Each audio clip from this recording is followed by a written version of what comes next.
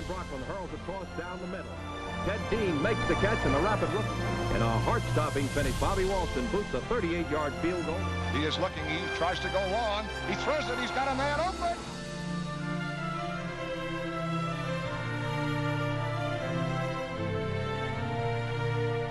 This is where the final chapter was written, here at Franklin Field on the Penn campus.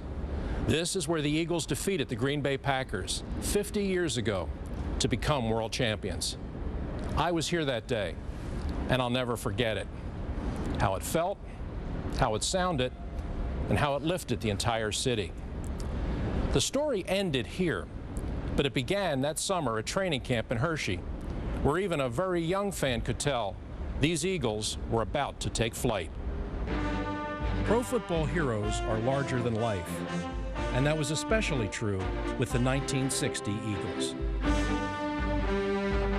If you look back at that team, it was a strange team in terms of being a championship team. You tend to think of NFL championship teams, particularly from that era, as having a great defense and a great running game. Well, the Eagles really had neither.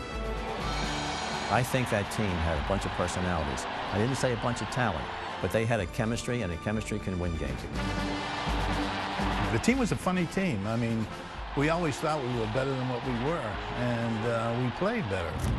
Whether we were down at halftime, whether we were behind in any of the games that we played, we never gave that a thought. We never gave it a thought at that time that, you know, we might lose this game. Everybody called us the mystery team. All we could do was win. The Eagles had won championships back in the late 40s, I think 48 and 49. They won NFL championships with Greasy Neal. They had a tough decade throughout the 50s, and then in 58, I think it was, Vince McNally, who was their general manager at the time, had worked with Buck Shaw out in St. Mary's College in California. And they were both Notre Dame guys. And McNally always said that if he ever got in control of an NFL team, he'd like to have Buck Shaw as his coach. And so in 58, they brought Buck Shaw here. And that was the same year that they traded for Norm Van Brocklin, who turned out to be the key player on that championship team. The team also had talented rookies like fullback Ted Dean and linebacker Maxie Baughan. They all gathered for training camp in Hershey, Pennsylvania. Hershey was a great training camp. Not too far from Philadelphia, but just far enough so that we could concentrate on football. That was a fantastic place. The Eagles knew what they were doing when they took us down there because it was really isolated. You didn't have 15 to 20,000 people watching every practice session. That was really different for me because I went to the University of Oklahoma, and I'm from Albuquerque, New Mexico, so I really wasn't used to a lot of woods and stuff like that. And I thought, why here? And then it was fantastic. After 2 or 3 days, I thought, this is a fantastic place. Well, Hershey was a great place to practice. The smell of chocolate wore off after a few days, but at the beginning, boy, you know, all you could smell was the chocolate. We lived right in the middle of Hershey, and we were there for quite a number of years. It was like the second home almost. Hershey went all out for us, giving us all the facilities that we needed. I think one thing I always think of is after practice going in the ice skating rink and laying on the ice and just cooling. The 1960 Eagles were a team with a lot of new faces and much to prove. When you're at Hershey, you can be cut.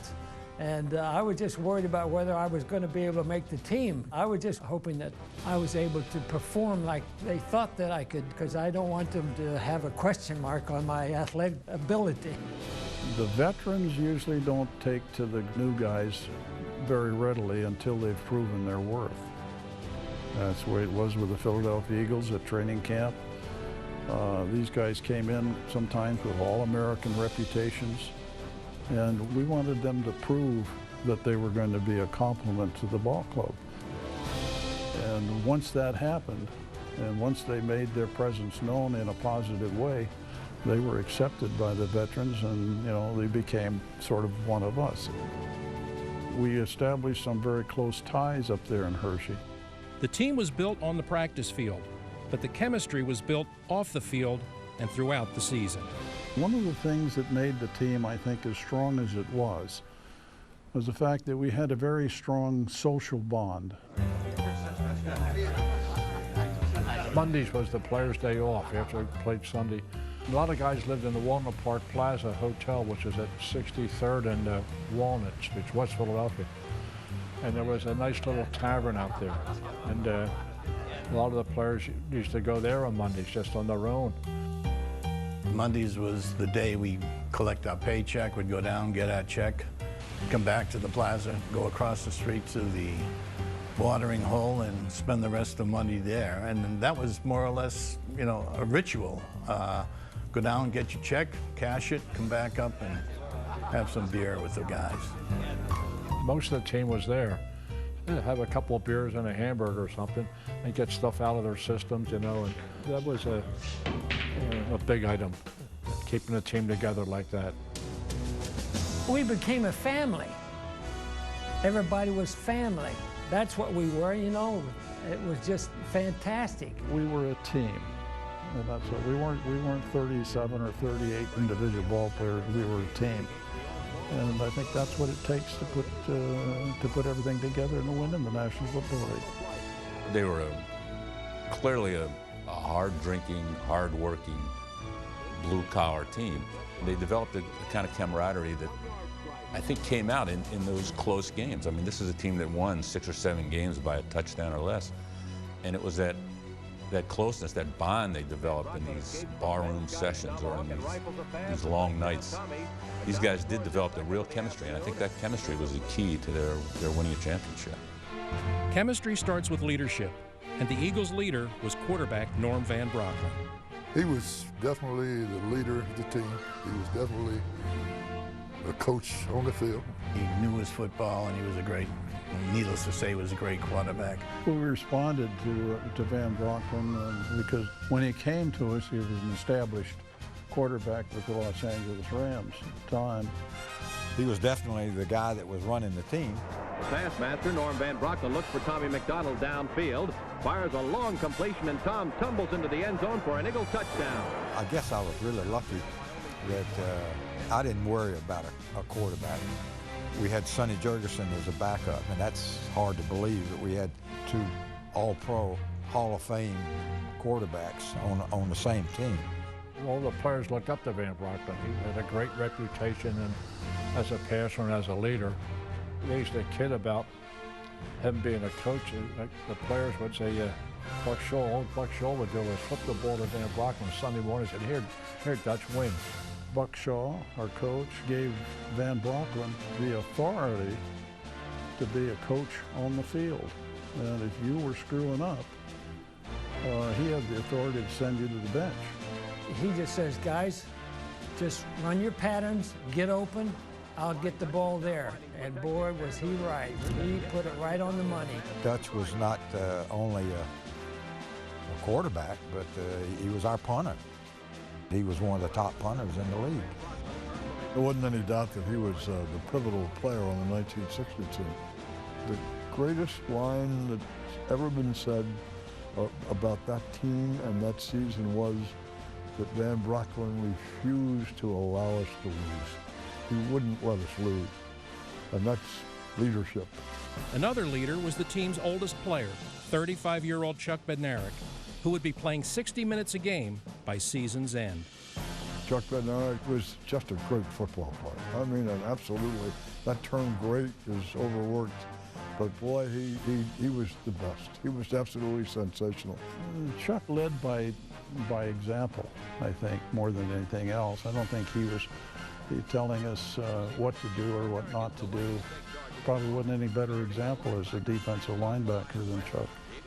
In this 1960 championship game, the age of 35, he played both ways. He played offensive center and linebacker, and he was some linebacker. I was born in poverty in Bethlehem, Pennsylvania, and I played high school football, then college. Pennsylvania's All-American center. The Eagles are counting on him, so fans should better. Then to play professional football and make money? Wow, I was born into the Depression. We had to go to family welfare for food and clothes. And here I play a sport that I enjoyed, and I was getting paid. Bednarik was a 5-time All-Pro, yet he still had to work a second job to support his family. Chuck Bednarik was a big help to me is I went to work with him with Warner Concrete. We both worked for Warner. That's where he got the name Concrete Charlie. He had to go to work in the off-season to support his family. We would practice in the morning, and we got done around 11:30, 12 o'clock. I'd have a sandwich, and then I went to work selling concrete. So it was two jobs, playing with the Eagles and selling concrete for the Warner Company.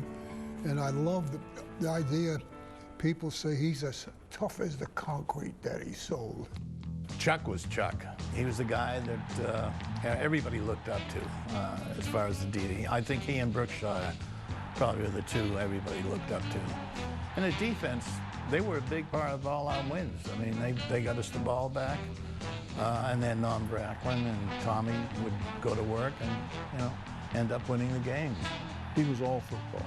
He was just the football player. The free spirit on the team was flanker Tommy McDonald, a 5'9" jackrabbit with the heart of a lion. Tommy McDonald came here with a spotless reputation. In 4 years at Oklahoma, he never played in a losing game. I came up as a halfback out of Oklahoma, drafted as a halfback. But about the 7th game into the season, a receiver got hurt, and they put me out there to see how I could do. Well, I surprised them and scored 3 touchdowns. So they thought, well, we better make a receiver out of Tommy McDonald. Van Brocklin used to call him Squeaky. That was his name for McDonald. I remember him telling me one time, in the middle of the season, he said, when Squeaky comes back to the huddle and tells you I've got so-and-so beat, the quarterback only has to do one thing, to get him the ball. He'll take care of the rest. Van Brocklin fakes to his left, but sets his sights on Tommy McDonald, who arrived just in the nick of time to pull in the pass and make it all the way to the 1. Tommy was some player, I'll tell you.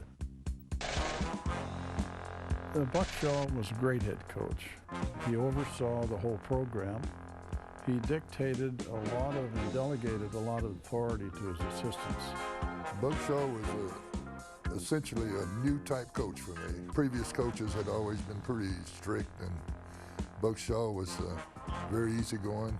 He just was absolutely the type of person that knew when he had to say something to you, and he knew when he better not say something to you. I just felt that he was one of the nicest gentlemen that I'd ever met in the game of pro football.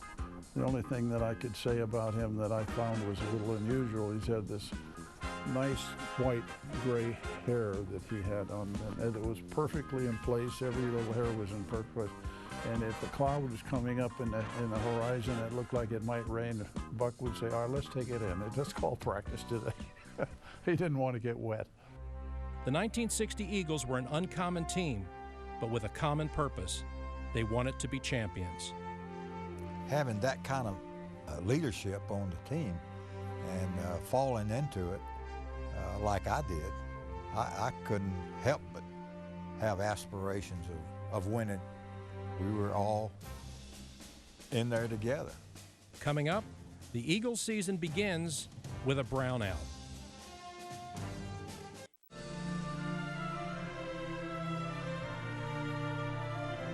The Eagles won back-to-back world championships in 1948 and 49. But the 1950s brought a steep decline. The team went through 6 head coaches in 9 seasons and won just 2 games in 1958. But 2 years later, led by Coach Buck Shaw and quarterback Norm Van Brocklin, the Eagles were a team with championship aspirations. The Philadelphia Eagles and the Cleveland Browns draw the largest crowd ever to witness a pro game in Philadelphia's Franklin Field. Well, the first game was the Browns, I believe, and they really kind of blew us out. And it's embarrassing almost. Norm Van Brocklin passes for the Eagles on their first series of downs. It's picked off by Bernie Parrish and returned all the way to the Philadelphia 31. We got our rear ends kicked. Brown and Mitchell are making a shambles of the Eagle defense.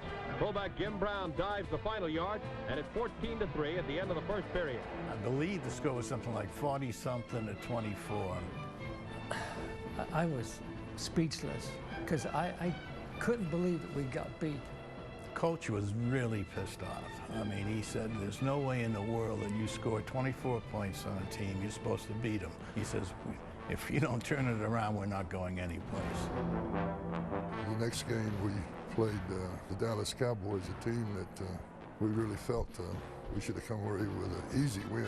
We're going to go and play an expansion team. They're supposed to lay down, and we can just walk over. It's a long rollout pass to Frank Clark, and Frank has his man beaten to scamper in for a 75-yard touchdown. Everyone that thinks about the Eagles-Cowboys rivalry, this was the first game in that series. Bill Barnes comes across and takes the outside route to a touchdown. We just didn't do a very good job in that game either. We won by a couple of points. If it hadn't been for those 2 block kicks, we would have been embarrassed. And we were embarrassed anyway. The Eagles earned their first 1960 victory by the margin of the 2 extra point tries blocked by Bobby Freeman.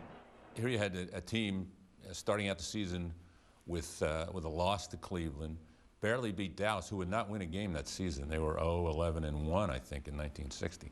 So there was little reason to believe that this is going to be a special season. And then they kind of caught fire. The Eagles show their claws. Norm Van Brocklin sets his sights on Pete Retzlaff and hits him with a touchdown toss. In weeks 3 and 4, the Eagles won comfortably over St. Louis and Detroit, led by an opportunistic defense. The older players, the Marion Campbells or Tom Brookshires or Don Burrows, those guys, they knew how to win. They knew what it took to win, and they were translating that to all of the younger guys. Earl Morrall tries to get the Lions going as he passes in the 4th quarter, but Don Burrows turns the tables with an interception for the Eagles. That's the only reason we won defensively, is because we had guys like that that could keep us on an even keel and help us stay in the ballgame. I think the whole team just sort of came together and said, you know, we're not going to have a repeat of the years that we had before. We're only winning a couple of ball games, and you know, we started putting out what we thought we had the potential to do, and that's a big difference. We had a lot of talented players on that ball club, and all we had to do was put it together. The Eagles were climbing, but next up was a rematch with the first-place Cleveland Browns. In order for us to go any further, we had to beat Cleveland. Almost 65,000 Cleveland Brown fans are massed in windswept Municipal Stadium to watch their undefeated heroes tangle with the Philadelphia Eagles. So going out there was more or less of a must game. The Big Birds are out to prove that today will be different. Norm Van Brocklin emphasizes just how different as he passes on the Eagles' first play from scrimmage. Bobby Walston makes the catch in full stride, keeps his balance, and scores on a 49-yard play. When you play a Paul Brown team, they were the best. And we knew going out there that they could kick our rear end again. The parade to the goal line. The 86-yard play boosts the Browns into a 12-7 lead. Needless to say, it was a hell of a ball game. After stopping the Browns on 4 downs, the Eagles engineer another lightning strike. It was a game of big plays, with momentum swinging back and forth. It came down to one last Van Brocklin-led drive, setting up a field goal attempt by Bobby Walston. We felt that we could get it close and we could hold them, that Bobby could win the game for us. I think it was probably around 39 or 40, maybe 42 yards, and that's, you know, Bobby kicked it well, but he didn't have that strong a leg. When we lined up for a field goal, I said, oh man, this is not going to work, and Bobby can't kick it that far. In a heart-stopping finish, Bobby Walston boots a 38-yard field goal that barely clears the bar with 16 seconds left in the game, and the Eagles win. Bobby Walston kicked a field goal that won that ball game at a distance that I never thought Bobby could do it. And that's just what it takes for Bobby to step up a notch or two, and he did, and he kicked it, and he got the distance, and we won the ball game. And it was a big win. If we don't win that one, we don't go anyplace. The Eagles triumph 31-29 to stay in the thick of the Eastern Conference Championship race. Bobby Walston's against-all-odds field goal took the Eagles from overachievers to true believers in their quest for a championship.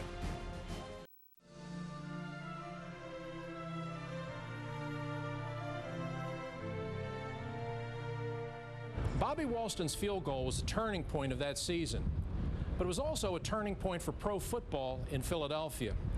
The week before that Cleveland game, the Eagles drew 38,000 for a home game against Detroit. The week after the Cleveland game, the Eagles drew 58,000 for a game against Pittsburgh. The line at the Franklin Field box office told the story. The Eagles were suddenly the hottest ticket in town. They sort of piqued everyone's interest. The newspaper coverage had picked up. Even on TV, maybe they got a little better spot during the sportscast. We would have lines blocks long, literally 3 blocks long in Center City. We would tie up the traffic, so the demand was becoming greater and greater as time went on. It wasn't just the fact that they were winning, but it was how they won that captivated the fans. We had some games that seemed hopelessly lost, and they battled their butt off every week. The Philadelphia Eagles tied for the lead at the summit of the Eastern Conference, attract the largest home crowd since 1950, as 58,324 packed Franklin Field for their key battle with the Pittsburgh Steelers.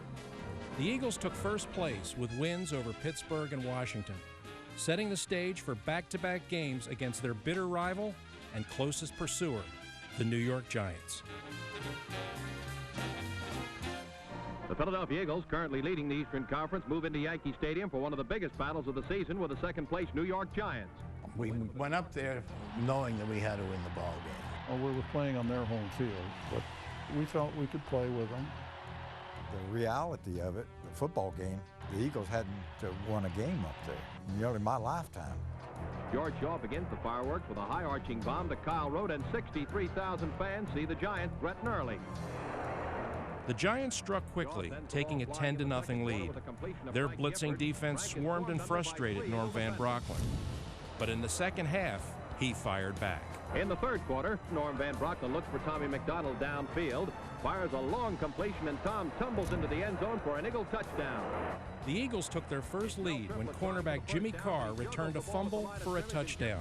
But the Giants would mount one final drive, and on that drive, we would witness one of the biggest hits in NFL history.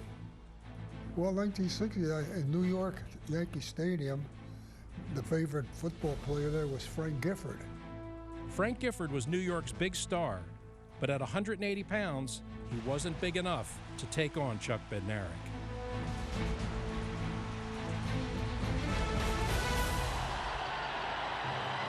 I hit him head on, killed him. When Chuck tackled somebody, he put them down and they stayed down. He fumbles the ball. Chuck Weber recovers the ball. Then we knew that we had won the football game. We were all celebrating, including Chuck. Yeah, he kind of looked like he was gloating, but he wasn't really. He's talking about this game is over, we've won this game. He'd been up there enough times and had his rear end kicked that it was nice to win. It really surprises me how many people bring up Bednarik's hit on Gifford. I still hear about it, and they embellish it to the point where it kind of jars you a little bit. If you're going to do anything big, do it in New York. It was a tough ball game, and we knew we had to win it, and we did. And more or less, just like we did every other one, it was always, you know, very, very close. The New York Giants invade Philadelphia for a second shot at the high-flying Eagles. The Giants wanted to win this one for the Gifford, and they jumped to a 17-0 lead. But once again, the Eagles saved their best for last. On the first play of the fourth quarter, Norm Van Brocklin hurls a toss down the middle. Ted Dean makes the catch, and the rapid rookie rockets for the goal line to complete a 51-yard scoring play that puts the Eagles on top for the first time in the game, 24-23. Van Brocklin and his receivers who, you know, drank together, who kind of played around together, just developed this really tight-knit bond, and I think you could see it in these close games. It really helped them. The daring Dutchman fakes beautifully to Dean, then lobs a pass to Billy Barnes. Barnes scores to give the Eagles a 31-23 victory over the Giants, featured by a brilliant comeback from a 17-point deficit. The Eagles need only one victory in the remaining 3 games to clinch their first Eastern Conference crown in 11 years. That's the type of thing that builds. You just feel that, well, no matter who scores against you and how often they score against you in the first part of the game, or the first half, or the first 3 quarters, there's still time for you to make amends and come back and win the ball game. And we just believed in that. At 8-1, the Eagles went to St. Louis with a chance to clinch the Eastern Conference title. A powder keg explodes when John Roach has an aerial bomb swiped by Don Burrows of the Eagles. While the Cardinals are deciding whether the ball is dead, the Eagle defensive halfback proves he's very much alive by returning 46 yards to the Cards' 17. The defense stifled the Cardinals, and fittingly, the combination of Van Brocklin to McDonald put the game away. Norm Van Brocklin has the arm while Tommy McDonald has the angle, and together they give Philadelphia their second touchdown of the day. The scoring ends with a 20-6 victory over the Cardinals. and the Eagles fly home with their first Eastern Conference title since 1949. The Eastern Conference champs are looking ahead for the meeting with the Western Conference winner. We had to win a game, and we did. That got us in there. The impact of what we had accomplished so far really hit in when our charter flight pulled up at the airport, and there were 15,000 fans that were out on the tarmac waiting for us to deplane.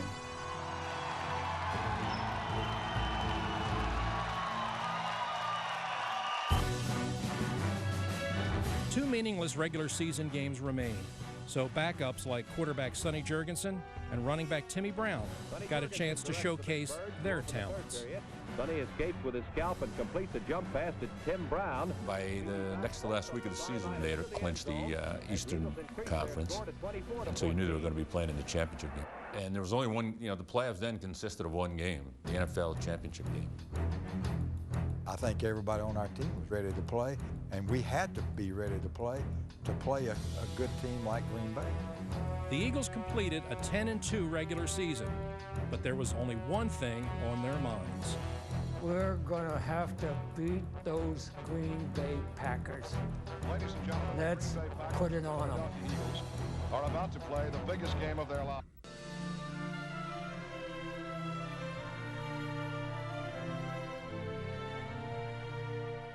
The Eagles met the Packers for the championship on December 26th. The NFL would not play on Christmas Day back then, so the championship game was played here on a Monday afternoon. By league rule, the telecast was blacked out in Philadelphia, so if you didn't have a ticket, you didn't see the game. My parents and I had tickets. We paid $5 apiece to sit here in the East Stands and watch the Eagles play the Packers. Franklin Field in Philadelphia, one of the finest football stadiums in the country, is the arena for this World Championship struggle. Heading into that Christmas week, there was a lot of anticipation for that game. It was a cold day, the day after Christmas. People say, well, they're playing the Packers. That must have been great. Well, the Packers weren't the Packers yet. Vince Lombardi was their coach. They hadn't won a championship yet. Vince Lombardi was not the great kingpin that he had became later on. But everybody was wrapped up in this game. There had been some snow earlier in the week, so there were still vestiges of snow around. The game was played on a Monday at noon, which sounds totally illogical, but it was because there were a couple of reasons. One, Christmas Day was Sunday, so they didn't want to play on Christmas. Two, they had to play at noon because there weren't any lights in Franklin Field, and it's the shortest days of the year occurred during that week. As game time draws near, more than 70,000 onlookers provide a colorful background for the battle. Well, Franklin Field at the time held 60,658. For some reason or other, I'd never forgotten that number, but we had to get a higher capacity for that particular game. And so around the horseshoe, which is Franklin Field is shaped like, around the horseshoe, we put additional bleachers down there. Now, they were pretty bad seats. They were behind the benches and whatever, but people were doing anything that they could to try to get into that game. And so that was an additional 7,000 seats, and we had to get extra tickets printed for them. And the demand ate them up right away. We were sold out well in advance of the game. Ladies and gentlemen, the Green Bay Packers and the Philadelphia Eagles are about to play the biggest game of their lives, and there'll be bedlam coming out over your loudspeakers for the next several hours. It was really cold that day, but I can't recall even being the least bit cold or even thinking about how cold it was. You're concentrating on what you're trying to do and getting ready to execute what you're going to be responsible for. Three future Hall of Famers, Norm Van Brocklin, Chuck Bednarik, and Green Bay center Jim Ringo met for the coin toss, setting the stage for an epic championship game.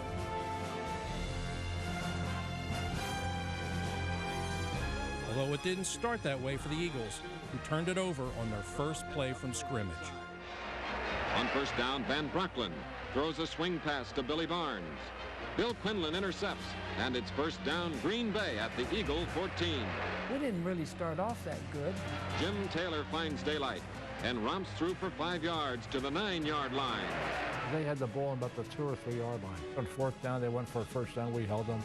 We had 2 turnovers right in the first of the ball game.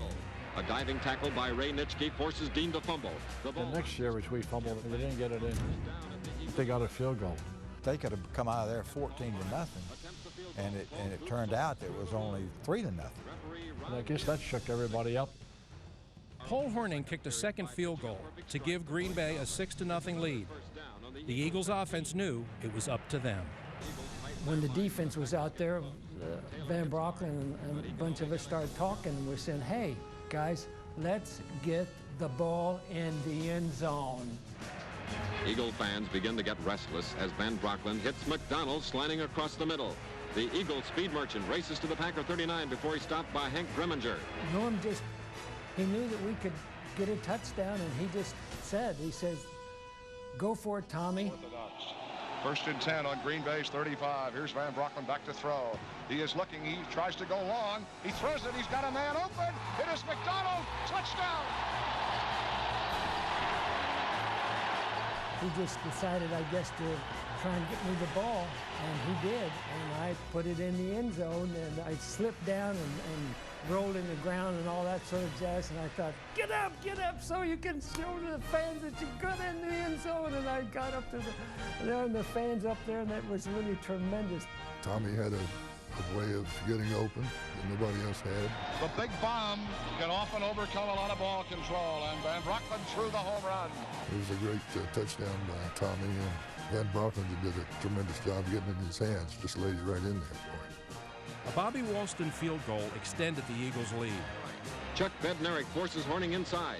Chuck Bednarik played every snap, offense and defense, and helped keep the Packers out of the end zone through 3 quarters. On the last play of the third quarter, Starr keeps the Packers moving as he connects with Gary Knoppel on the Eagle 32. With only 15 minutes remaining, Philadelphia leads Green Bay 10-6. Green Bay, with 5 future Hall of Famers on offense, answered the challenge and regained the lead. Tom refuses to go down until he's gained 12 yards and a first down at the Eagle 22. Bart Starr fires to Max McGee, slanting into the end zone for a Green Bay touchdown. The 1960 Eagles were a big play team, and they needed another big play to save the day.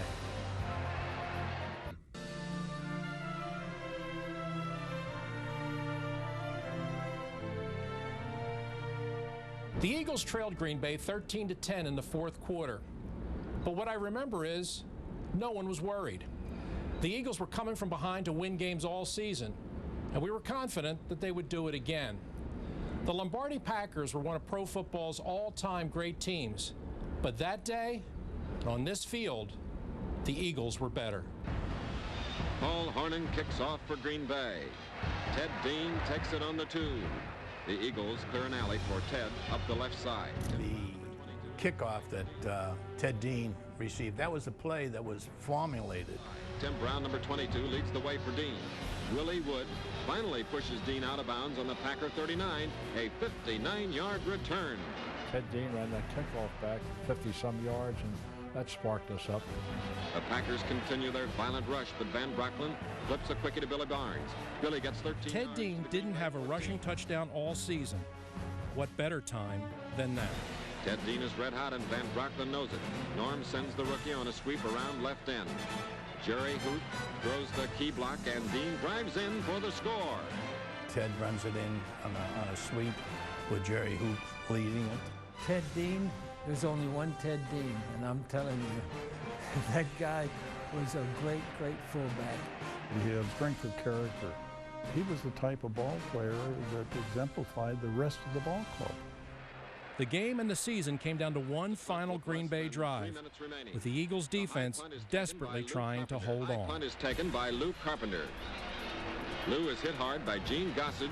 It's now or never for Bart Starr and the Green Bay Packers. We had scored, but then Green Bay was driving. They needed 7 points. We were doing everything we could to stop them, but the ball just kept going toward our goal line. Yard play that gives the Green Bay Packers a first down on the Eagle 30-yard line. It's scary. But see them come down the field. They were a very talented team, and they were coming down the field, and they were driving and driving. What an electrifying finish to a great season and a great game. Starr's up over the ball. This will be it. Starr's back to throw. He takes time. He throws over the middle. It's caught at the 15. Running hard to the 7-yard line. And down on the 7 is Jim Taylor. The game's over. The game's over. The Eagles are the champions of the world. Listen. The stadium erupted. every level erupted. We're running around, screaming, yelling, hugging each other. The explosion kind of had a natural progression and just popped when they won a championship. It couldn't have been really a more tightly contested game. I remember saying on the air, listen, 67,000 people are telling you what it's like to be a champion.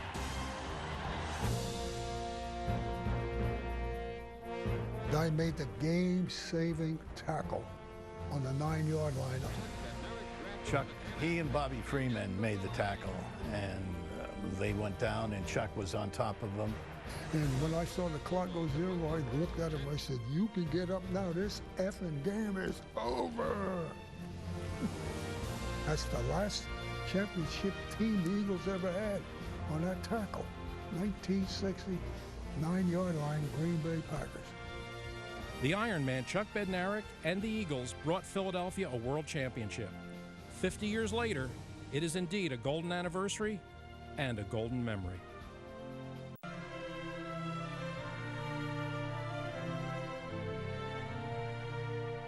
Following that championship victory, Coach Buck Shaw and quarterback Norm Van Brocklin both retired.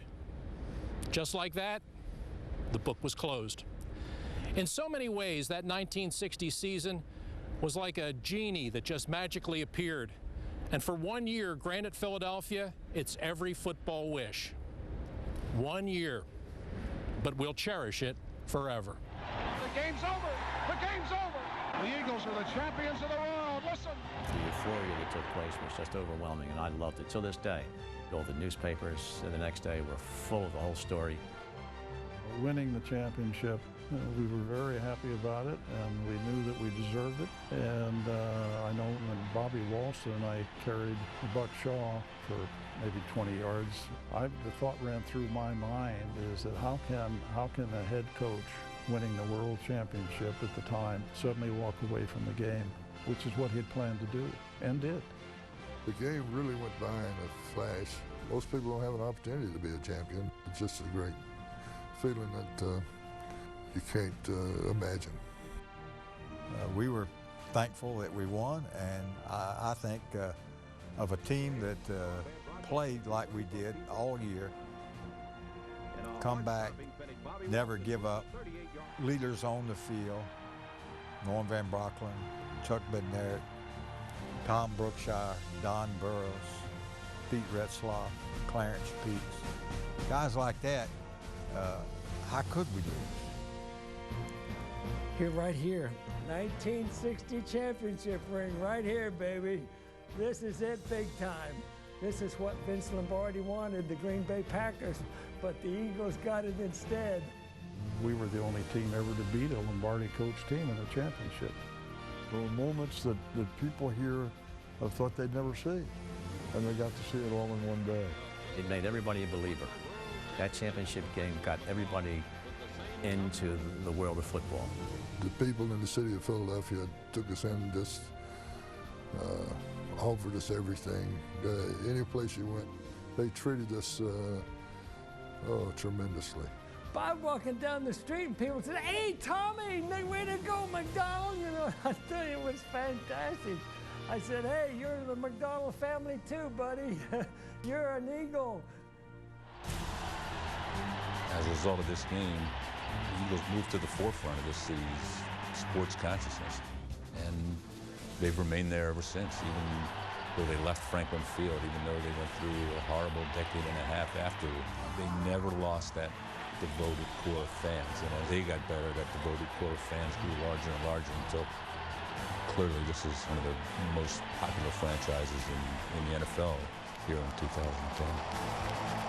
When we won the championship in 1960, that was it, and it all took off, and the passion of the football fan in Philadelphia, as far as I'm concerned, tops the ball. Nobody's near us. We're the best.